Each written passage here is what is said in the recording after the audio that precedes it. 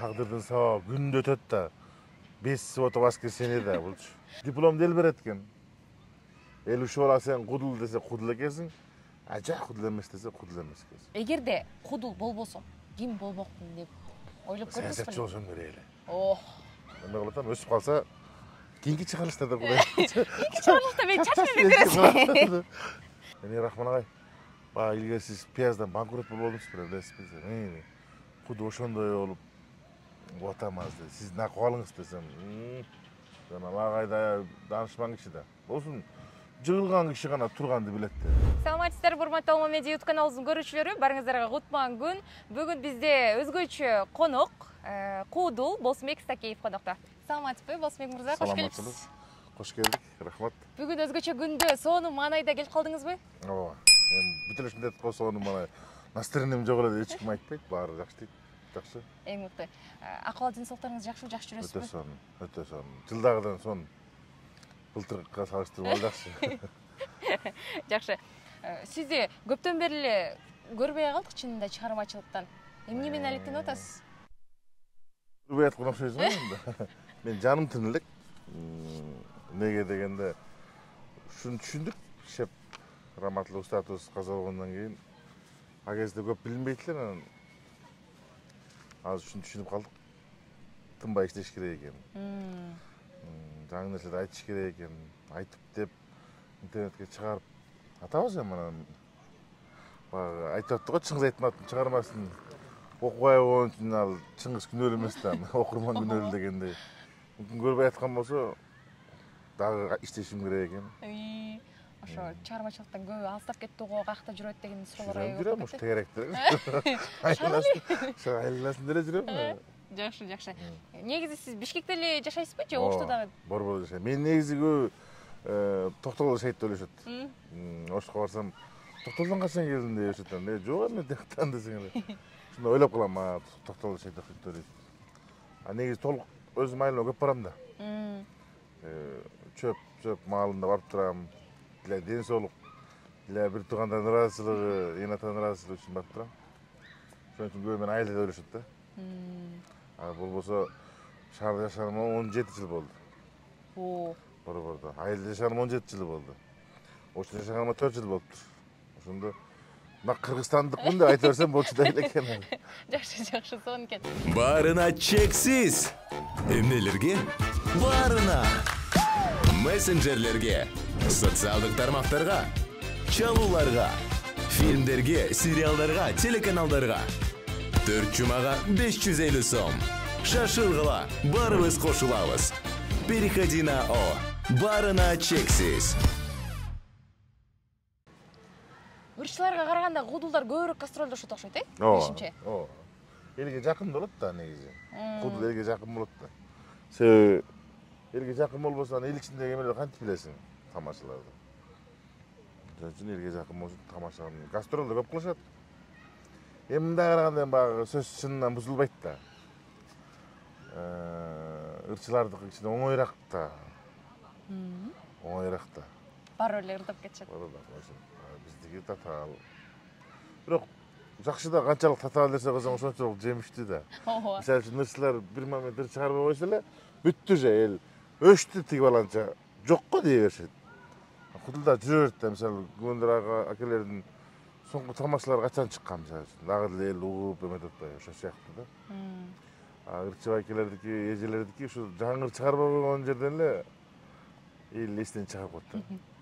Трагедия ушул жерде. Туура айтасыз. Негизи сиз тамаша иретинде айтып каласыз да, ырчылар мындай 5-10 жылга чейин эле ырдап жүрүшөт, бети жоктор. А тиги кудулдар болсо 2-3 жол чыгарганда эле уже брак болуп калат депчи. Андан кийин ошол жаңы идеяларды каяктан аласыздар же болуп өткөн жашоодон аласыздарбы? Эми коомдо баягы жашоонун 8 кыры болсо бирөөсү сатира да. Анда сөзсүз түрдө тамаша болот, баардык нерседе тамаша бар.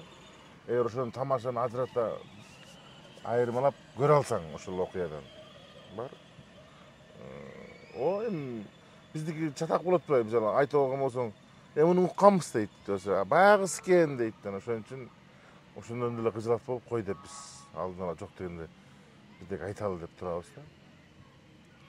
Анан эми көп айтып берет, эскисин кайталап. Эми кайталаганда биз деле мындай приблизительно билебиз да, мисалы үчүн. Жөнөкөй айтып жүрөбүз, бирок интернетке чыга элек деген нерселер бар да багында. Интернетке чыгып кеткенде уже кадимкидей Көрүнүп калат, бардыгы көрүнүп калат. Мына соңку кезде гастрого барып келдим. Именно акыркы айткан тамашаларым элге бүтүп билет экен да, мен эски тамашаларым элди унутуп калыптыр. Ал жаңы тамаша да кабыл алышат экен. Ооба. Күлүп. Эл деле азыр маалыматка чыгып экен да, айына чөйрө маалымат толтура экен. Баардыгын сактап кала албайт экен. Не болсо да жаңы айтып чыгат да. Анан бир нерсе сурагым кетет. Сиз чынында сырттан караганда оор басыруктуу адам көрүнөт экенсиз да. Анан кудул болгонуңуз менен ызы чууну жактырбайт окшойсуз. Ошондой эле турачу. Ызы чууну ким жактырат, айтчы ызы чууну. Себеби биз гастрол башталганда биз 2002ден баштадык да. Агазай ызы чуу болчу. Ошо көңүлү калып калганбы мындай. Ызылдабай деле жашаса болот да анан. Ошон үчүн жашоомдо ошо образды ошондой ызы чууну көп сүйбөйм. Бардык адамдар мен сыяктуу сүйбөсө керек. Ызы чууну жакшы көрөт. Бирок эми могу биздин тармакта жүргөн агайындар ушундай көпчүлүк жакшы көрөт да. Шоулордун да аралашып, ошо публикага ойногонду жакшы көрүшөт. Кесиптештер бар эми. А ошон үчүн артист ал. Мен ошол жагынан кичине краска азыраак да. Мындай элге жүргөндө публикага ойной албайм да. Бар да, биздин теңдештер ичинде бар мындай. Сразу мындай башкача болуп, образын жаратып коет. Элдер ой, кыйын экен деп калат. Мен наоборот тескерисинче мындай. Элементарный разведка кирип алгандан кийин кайра эшикке чыкпайм да. Эмнеге? Эми мындай элге мен бага кудурмун да деп, же мен бага баламын да деп, ушундай кадырланган сыяктуудай эл көрүп койчудай болуп эле. Күнчүкпай чыгып отура берем. Кээ бирөө ошол жерден иштейт да барып, атайын бирдеке унутуп калган киши болуп. Кайра барып. Тигин алып келчи деп, мындай публика ойноп. Көрүш керек. Мен ошону аябай жаман көрөм өзүм да. И башкалардан да талап кылам. Жол чыгып кандай кой элем, көрүнбөгө деп. Артист эми ошондой сырлуу болуп туруш керек го, көрүнбөй. Кандай дейсиз?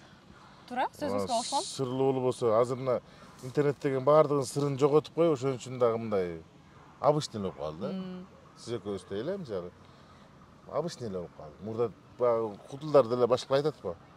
Тим эле күчүк деп. Ооба. Азыр деле бирок эл күтөт мындай карап көрсөңүз. Айрыкча улуу муундагылар аябай сиздерди жакшы көрүшөт да. Ооба. Анан эми күткөн жакшы. Күтпөй алган жаман да, эң жаманчы. Эч ким күтпөй койгон жаман, күткөн жакшы. Аракет кылып бар мындай биздики сүйлөө жанры болгон үчүн мындай эме талап көбүрөөк да, ошон үчүн мындай беркилерден салыштырмалуу кыйыныраак кичине. Бирок өзүм кылган үчүн бул кыйын эмес, удовольствие алам бул иштен. Негизи сиздин сөзүңүзгө кошулам, ар бир иштин кыйынчылыгы болот чынында. Анан айтыңызчы, бул беш тапанга келишиңизге эмне себеп болду, эмне түрткү болду? Кантип келип калдыңыз? Эми саясий окуялар менен эми бул негизи мындай болот да. Мындай үстүртө айтып берейинчи. Үстүртөн эле калчу экенсиз. Неге талас тугандарда спортсмен көп? Неге токтогулуктарда таланттар көп? Себеби кичинекей тестери бала шыктанат да любой нерсени көзү менен көрүп, кулагы менен уккан нерсеге. А таласта мисалы үчүн айтып аткан, мисал айтайын.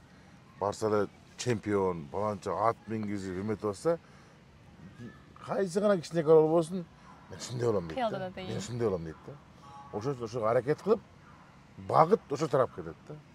Биздин токтогулда да ушундай келип заңкылдап ырдап атса, мындай өзүбүздүн тил менен айтайынчы, акча кыстар аткан болот, же бир бардардын көңүлдүн борборунда болгондугу үчүн бизде да ошон шыктанат да. Ырдаш керек экен. Деп анан элестетпейм, бир кол менен кечке ургулай берсең, бир күнү кулайт да урган жериң. Ошол сыяктуу ошол жагынан энергия көп топтошот дагы, анан ошондой ар бир аймак ошол сыяктуу багыттуу болгон да. Башка мисалы үчүн кээ бир кара кулжалык тургандар саясатка жакын болушат мисалы үчүн. Булар да ушундай чоң кызматта иштеп, кенде аябай мындай пир тутуп, баланчанын баласы баланчада иштеп атпы деп мындай удургутуп сүйлөшүп ушундай уклон да бардыгында. Ошол сыяктуу. Ошондой уклон да. Бул жерде. Мен да ошентип уклон кылышып, айылда ошентип эми биздин айылда Абдулла Иманкулов, Майрамбек Осмонов деген агаларыбыз биз сыймыктанып эле башкалар билем мен сыймыктанып ушундай таасир алгам. Ошол кишилердин таасири менен айылда мектептерде интермелде ойнойт элек. Эл деген эл экен да. Эл багындай ой сен укпушсуң, ой тим эле бир теңдеши жоксуң, сен деген кудул болосуң да. Кудул болушум керек экен деп кудулдардын мектебин издесем, кудулдар мектеби жок экен.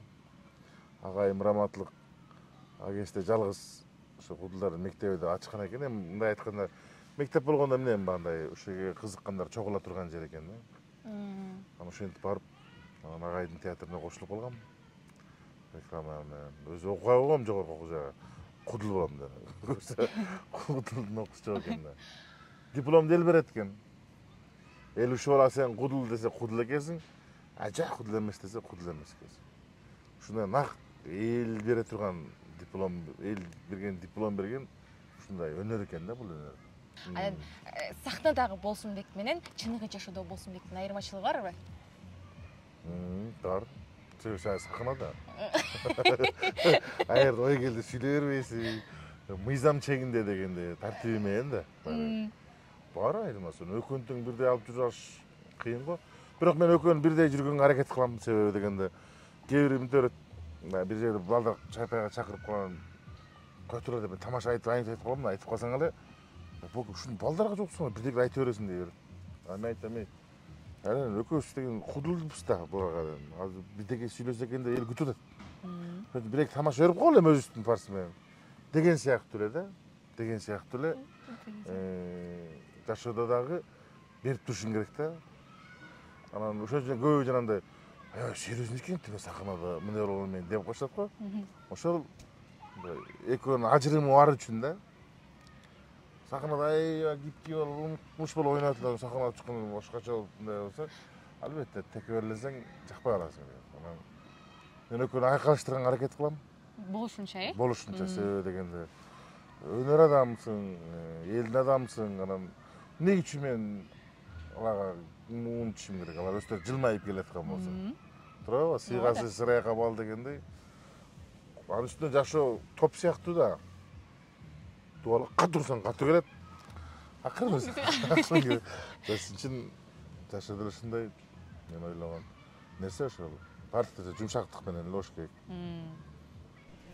Кандай десем, эгерде кудул болбосом, ким болмокмун деп ойлоп көрдүңүзбү? Саясатчы болсом керек эле. Ох. Өзүм табиятыма саясатчыларга аябай маани берип, ошолорго кызыгып, кичинекейинде деле гезит окусам ошолордун маалыматы көп окуйт элем да. Жанагындай саясий макала басалы, сен эмне кыласың деп Раматлык агайым дагы экөөбүз только саясий сүйлөшөт элек. Анан ага киши да айтчу, бул менен сүйлөшсөң мында бир чоң бир чиновник менен сүйлөшкөндөй болосуң, жакшы да деп эле. Билбейм, агай мен жөн духум көтөрүп койчу. Бул темада сүйлөшөт элек. Сатира жөнүндө агай экөөбүз көп сүйлөшкөн жокпуз. Анан бизде куйма кулак союз да. Союзду айтканчы бу жерде, союзда көп сүйлөшүп. Анан биз союздан оолан ойнойт элек да. Анан ошол жерден жакын экен ошондон билчим. Көзө сүз сай боюнча бир экенмин да. Биллер ошондой болуп турбайбы? Азыр кая мода болуп аткан сүз. Ошо саясатка саясатчы болбосом дагы ошолордун тегерегинде инсан болсом керек деп ойлойм да. Баягы кызыккан нерсени кыласың го. Ооба. Ошондой. Анан көпчүлүгүндө дагы бир кызыктуу суроолор жаралат экен да. Элде деп айтайынчы, эмне үчүн Болсунбек Стакиевдин чачы жок? Чач өстүрсө болбойт беле? Чач өстүрсө болот эле. Ас болот да. Эмнеге болбойт? Сразу өстүрүп коет деген рекламаларды куш берип атышат го. Билбейм мен. Кичине маңдай жагы өйдөлөп кеткен, өзүмдө маңдайым алыс да. Чач өсө тура берет жашынакай. Анан чачым жумшак, өзүмө окшоп жумшак да. Басканда чач момутуп кетет да. Анткени баягы маңдайга түшүп калган кичине болуп, аябай мындай жагымсыз, өзүмө жаккан эмес да. Анан карантинде баары чачын алып аткандан ошол ойдон калып кетти, көнүп да калдым. Адына раз биртва менен сакалгачыла кошо шыр алып коем. 4 күндө, 5 күндө алып коем. Анан чач тарашышка да эконом болот экен. Анан Bilmem, jagıp kaldı o je. Күрөсө текши коёлат билем. Бирок аракетин көрүп атам. Аракет кылып атасызбы? Маңдай жагын кичине поддержка кылып коеюн эми. Анан эме кылып атам, өсүп калса кийинки чыгарылышта да кудай. Кийинки чыгарылышта мен чачып бересиң. Анан сизде да бир кызыктуу суроо да. Бардыгы сизди кудул катары эле эмес, жанагы акыркы чыккан сатира жада Шрек катары таанып калышты да. Анан ошол учурда берилген суроолорго бул пикирге мындай кандай десем, терикпейсизби? Жок. Эмнеге ушу элдин тамашасын көтөрөм деп келгенден кийин көтөрөбүз да. Көтөрүш керек бардык нерсени. Андан да бул өнөрдө эмне кылып жүрөсүң деген кеп да. Ошону тармактанам ондон көтөрүш керек. Мисалы мен муну деле өзүм эле бир балдар менен сүрөткө түшүп эле чачып чок кести. Анан комментарий жазып коюптур Facebook'качы. Бука Шрекке окшоп калгам деп, укты дедим да. Дедим. Сизден кармадыңыз. Эки комментарий экен да, катар-катар. Эки башка кишиден жазылган экен. Бирөө Facebook'ка чөрткө түшкөнбүз. Ушу интермедиа кылыш керек экен, анан интермедиа кылып койдук. Анан өзүм жасап алам. Кайра өзүм чимен Шрек деп койсом эмне айтыша алашым керек. Нормально. Значит, эл сени Шрек деп атабы? Анда менин кылган ишимдин эмеси элге жетип атат деп түшүнөм да. Өзүңдүн тамашаң менен келип сага сүйлөп атабы, значит, ошо тамашаң элге жетип атат. Анан менден башкача да маймыл болуп жасагандар бар, бирок алар эчким иштеке деп эле турат. Ана бул сүйүнүчтүү нерсе. Менде тамашаларымда ошол элди келип мага тамашалап сүйлөгөндөн билем да. Деп туруп. Тишип баштаганда эле, ушу тамашаларым элге жетип атат деп коем. Терикпейм, сыймыктанам. Эмне экен ал? Шрек деле өзү негизи ал мультфильм күлкүлүү болгону менен аябай жакшы адамдын образын алынган экен, жана европалык бир кишиден турбайбы, өзү алынган экен. Аябай добрый адам. Казыр баягы деңиз каракчысы эмесмин го дегенде. Кошулам. Анан ошол суроого да отурлай болсун. Досторуңуз мисалы чыгармачылыктан эмес досторуңуз, ай Болсунбек бизди бир күлдүрчү деген учурлар кездешеби? Мен айттырбай эле күлдүрүп берем. Ал айтпасаң баары күлдүртөт да. Жосо тийишет өзү. Сүйлөйгү деп ушинтип тийишет. Кудулбу же ушу түнтө эле киши го деп. Ошон үчүн ал сөздү угуп кала элек тамырда тамаша айтып коем. Атайын эле мына атайын күлдүргөнгө караганда байкоштон чыккан күлкү сонунда жарылып каласың. Жыгап өзү. Ооба. Айтат дейт эми. Үйрөнүп каласың да ошол нерсени. Жашоого биринчи эле кылып ийесиң да. Жашоодо сабак алган учурлар болду эле. Эмнеден сабак алдыңыз? Сабак. Тагдырдын сабагы күндө өтөт да. 5 суббота воскресенье да булчу. Эч алы жок, күндө турмуштун сабагы. Багы жалпак тил менен айтып атышпайбы? Турдуңбу муж? Ошол сыяктуу эле мен дагы эл катары күндө турмушта сабак алчулардын биримин. Бир иним бар да, ошо чөйрөдө эле эйебай катуу жилиме тийди да. Бир-эки отчет беришке келип, отчетту берген жок. Бир-эки немелерди, тапшырмаларды берсем дагы эч бир мындай бир чоочун киши деле кайдыгер мамиле кылып койду.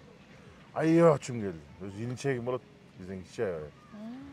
Ушундай жиним келип, мен багы мен деле айылдын баласымын да, айылдын балдары билесиң да, аны колдор иштеп кетет, ушуну буту кол иштеп кетет. Ушундай кылып ийин дегенге чейин оюм аябай келип, тээ ургум келип жүрдү. Ачым ушунчалык келди. Алдыман такыр чыкпай койду да, такыр тиякта болуп туруп алды. Жума намазга барат да, жума намазга барып эле. Кечиримдүүлүк боюнча сөз болот эле. Ошо врач эсиме келип калды, сразу. Билбейм эмнеге ушундай бир эме келди. Давай кечир деди да. Тарс этип кечирдим, Кудай, кечирдим дедим. Ата алдыман чыкса жыга тебейин, жыга чабайын деп жүргөм. Чындыгында мындай ушунчалык кокомо жеткен да, анан ошо кечирдим негеде. Жеңилдеп калды ушун рас болду. Кечке ошодон өлөсүң да. Анан соңку кездеги ал баланын азыркы кичине азап жеп атканын угуп, Кудай деп жакам кармадым да. Мен туура ойнон чыккан турбаймынбы деп. Өзүнүн теңдүүлүгү, өзүнүн эле замандаштарынан ошо мага кылган нерсени көрүп угуп калдым да, дедим, Кудай. Туура эле кылып турган. Туура эле кылган экенмин деп. үчүн сабактар эң чоң. Көз алдыңа, көзүң жумсаңда көрсөттүрөр турмуш деген. Азыр айтып калдыңыз да, банкрот болгон учурларда болуп калат, кездешет депчи. Ооба. Анан ошол сындан, ошол жагдайдан кантип чыктыңыз? Кимдер жардам берди? Кимге таянасыз ошондой учурда? Бир эле кишиге таянам. Болсунбек деген кишиге таянам. Башка эч кимге. Таша ошондой эле таянган адам утурат таша. Таянбаш керек. Бир эле Кудайга таяныш керек. Анан аракетин көрүш керек. Мен бул жасаган нерсемдин баардыгын сабакка катары кабылдап, мына жерден ошибка кылып, момундай кылыпмын деп, булар сабак гана алдым да. Банкрот болгон эми ал жашоодо болуп турат. Омал төкмө дүйнө, бирде келип. Менин бир жакшы өзүмдүн Кудай мага берген жакшы сыпатым бар. Ушу көп эле баягы банкрот болуп калганда жини келип мага маңдайың жарык бала кезинде жаман сөгөйүн деп аттым эле. Жаман урайын деп аттым эле деп. Ушундай болду да, бир-эки жердечи. Кудайга ушундай атып койгонго шүгүр Кудай деп сүйүнүп каласың кээде. Анан негизгиси эле Кудайдын жардамы менен ушул нерселерди көрүшүм керек эле. Анан кийин Рахман агай деле тирүү кезинде айтты. Эмне эле кылып атасың болсун деди. Угуп калгам окшойт анча-мынча мен чоңкомон кеткенимди. Рахман агай, баягы илгери сиз пияздан банкрот болдуңуз билесизби? Куду ошондой болуп атамаз деди. Сиз накыбалыңыз десем. Жана агайда данышман киши да. Болсун, жыгылган киши гана турганды билет деди. Жыгылбаган киши турганды билбейт деди. Сен бул жашоодо баары бул жыгылып турмаксың деди. Сен азыр көрүп атканың жакшы эле деп койду. Ошол агайдын ушул сөзү мага өтө дух берген да. Тура эле мына илгери дагы деле чала кайым кылганда турмуш жазалап коет тагдыр. Тапа. Тура нерсесине шүгүр кылып отуруп калам. Кудайдан баардыгы. Анан Кудайдан деле жата бербей, аракетти кылып турган. Анан Кудайга чыгыш керек да. Качы эмес иштеке жасабай эле Кудайдан дей берсең анда Кудайды айтпай. Кудайды айтпай. Ошо кыймылдасаң болот дейт да. Туура айтасыз. Негизи ар бир адамдын жашоосу ар бир күнү бир кызыктуу өтөт, бирок эми сизден бир кызыктуу окуяны сурайлы. Тиги сахнадагы окуялар да. Рахман Азыков ошо жаңы 5 тапан түскөндө формаңарды өзүңөр алып келесиңер деп койду да. Ошко жаңы баргам, анан билбейт элем, бир дос менен эчтип бара жатсам шашып атып, шымын бели чоң шымал болуптун да. Анан а кезде силер көрүп калдыңар, ременде бар эле. Чыппет чаптап койду. Анан кырчылганда ошо темирдин түйүнөн кырчылып түшөт эле да. Ошондо үзүлүп түшөт эле. Анан мен аны шымын менен бүктөп турган сулуураак алдына коесуң да, аркасына чоңултасың да. Костюмда жок, көйнөкчө болуш керек. Ошондо илеп алам, бешиктин программасын ойнойбуз. Ортосуна келгенде балдар кана, бока, дейт. Анан мен айда мындай кылып туруп, ламбадай бийлейм да мындай. Ошондо күлдүрөбүз да эле. Ошондо бока деди, мындай кылып туруп, мүнтүп кыймылдасам эле. Тас үзүлүп кетпей, эмечти, үзүлүп кетиптир да. Деги жол эми сахна шымшып кетти. Элдер даң күлдү. Уялып кеттим, шимди көтөрүп алып разага чукадым. Кийин анан баалай эмесин чыгарып туруп эле, кайра түртүп, кайра кизип койсоң, кайра жаңыдан иремен пайда болуп калат. Кайра эле кирип чыктым. Эч ким байкаган жок. Программа ушундай экен деп калып.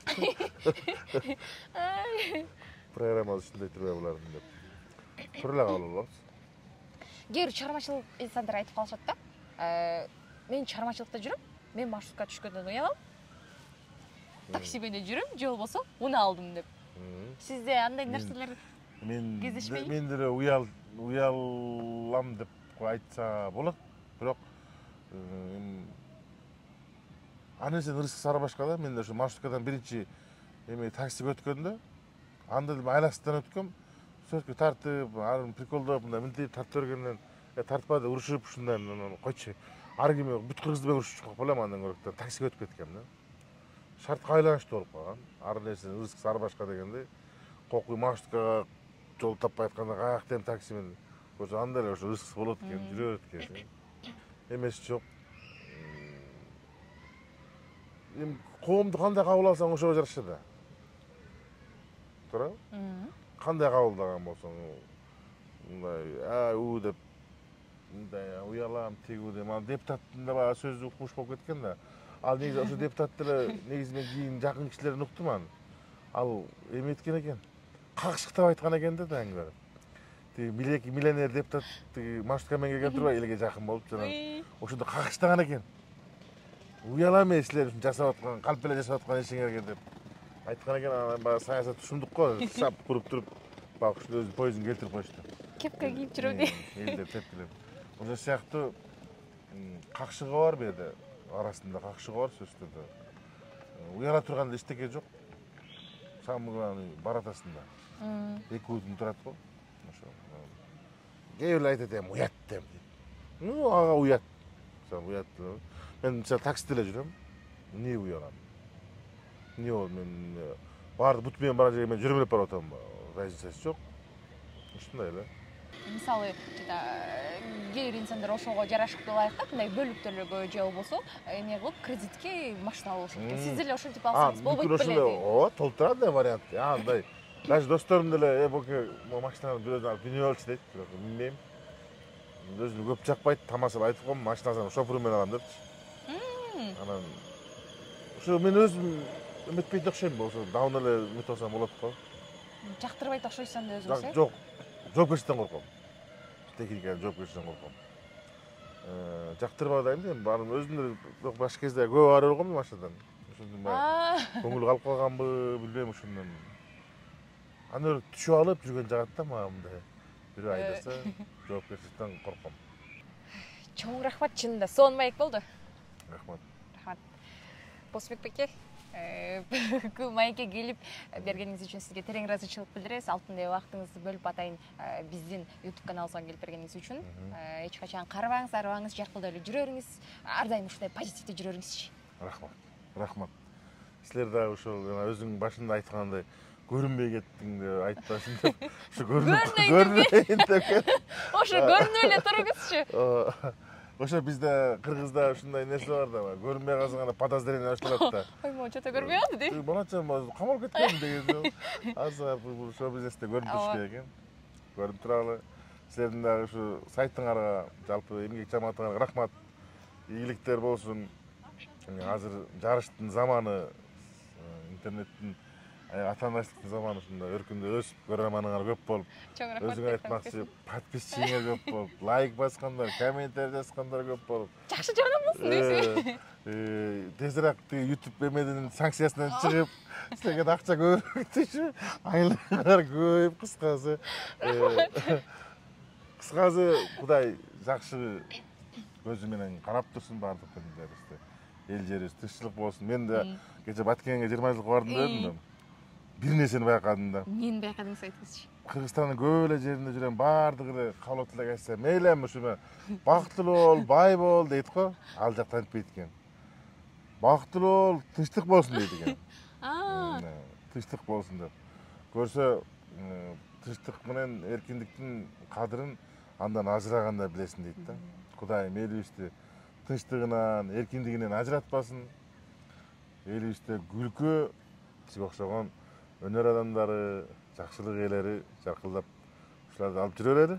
Ийгилик силерге да. Чоң рахмат, сизге да ийгилик. Аз өзүңүз айткандай, бар болуңуз, аман болуңуз, бай болуңуз. Болду. Тынччылык болсун да. Тынччылык болсун. Урматтуу көрүүчүлөр, мен сиздер менен коштошпойм. Кийинки маекке чейин жакшы калыңыздар.